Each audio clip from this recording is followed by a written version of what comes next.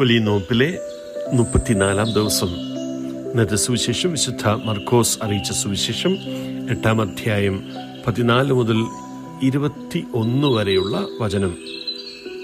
ഇവിടെ ആവശ്യത്തിന് അപ്പം എടുക്കാൻ മറന്നുപോയതിനാൽ ശിഷ്യന്മാര് വിഷമിക്കുകയാണ്. ഈ ആശങ്കയ്ക്കിടയിൽ ഈശോ അവർക്ക് ഒരു മുന്നറിയിപ്പ് നൽകുകയാണ്. നിങ്ങൾ ജാഗരൂകരായിരിക്കുവീൻ. ഫരിസയരുടെയും ഹെറോദസിന്റെയും പുളിപ്പിനെ കുറിച്ച് കരുതലോടെ ഇരിക്കുവീൻ. എന്നാൽ ഇത് ശിഷ്യന്മാർക്ക് മനസ്സിലാകുന്നില്ല. അപ്പത്തിന്റെ അഭാവത്തെക്കുറിച്ചാണ് അവൻ സംസാരിക്കുന്നത് എന്ന് അവർ കരുതുന്നു. ഇത് മനസ്സിലാക്കി ഈശോ നിരവധി ചോദ്യങ്ങളിലൂടെ അവർക്ക് മറുപടി നൽകുന്നു. നിങ്ങൾക്ക് ഇപ്പോഴും മനസ്സിലാകുന്നില്ലയോ? കണ്ണുണ്ടായിട്ടും കാണുന്നില്ലയോ? ചെവിയുണ്ടായിട്ടും കേൾക്കുന്നില്ലയോ? ഈ സുവിശേഷത്തിന്റെ കാതൽ അപ്പമല്ല, അത് വിശ്വാസമാണ്. ഈശോ അപ്പം വർദ്ധിപ്പിക്കുന്നത് ശിഷ്യന്മാർ ഇതിനോടകം പല പ്രാവശ്യം കണ്ടിരുന്നതാണ്. 1 അല്ല 2 പ്രാവശ്യം.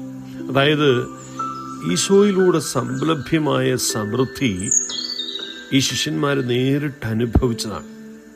എന്നിട്ടും ഈ നിമിഷത്തിൽ അവർ ഉത്കണ്ഠാകുലരും തങ്ങളുടെ ഇല്ലായ്മയിൽ അസ്വസ്ഥരുമാണ്. നമ്മുടെയൊക്കെ ജീവിതത്തിലും ഇത് എത്രയോ സത്യമാണ്. ഈ ശിഷ്യന്മാരെ പോലെ എത്രയോ പ്രാവശ്യം നാം പരിഭ്രമിക്കുന്നുണ്ട്. മുൻകാലങ്ങളിൽ ദൈവം തന്ന അനുഗ്രഹങ്ങൾ, അവൻ്റെ കരുതൽ, അവൻ്റെ വിശ്വസ്തത ഒക്കെ പല പ്രാവശ്യം നാം അനുഭവിച്ചിട്ടുണ്ട്. എന്നിട്ടും എന്തെങ്കിലും ഒരു ചെറിയ ബുദ്ധിമുട്ട് വരുമ്പോൾ നാം പരിഭ്രാന്തരാണ്. കരുതിയവനെ വിശ്വസിക്കുന്നതിന് പകരം നമ്മുടെ ബുദ്ധിമുട്ടിൽ, ഇല്ലായ്മയിൽ നമ്മുടെ കണ്ണുടക്കുന്നു.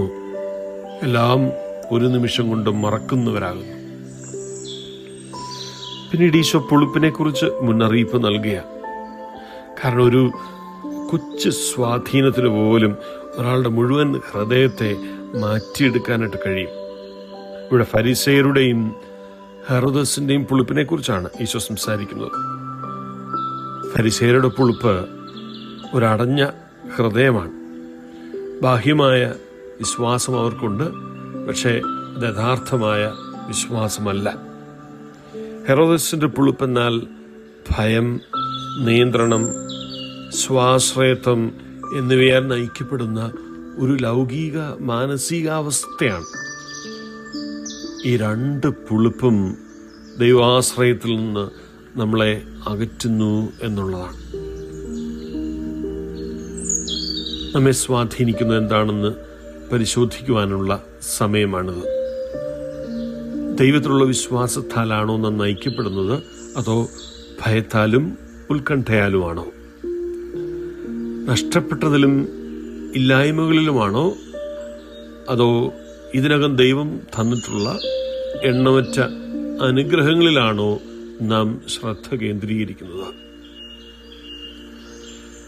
ഈശോ തൻ്റെ ശിഷ്യന്മാരെ പോലെ തന്നെ നമ്മെയും സൗമ്യമായി വെല്ലുവിളിക്കുന്നു. നിങ്ങൾക്ക് ഇതുവരെ മനസ്സിലായില്ലേ?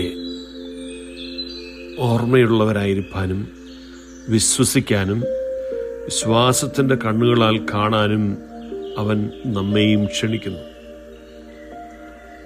അവനാരാണെന്ന് ശരിയായി നാം തിരിച്ചറിയുമ്പോൾ അവനോടൊപ്പം നമുക്കും ഒന്നിനും ഒരിക്കലും കുറവില്ലെന്ന് മനസ്സിലാകും.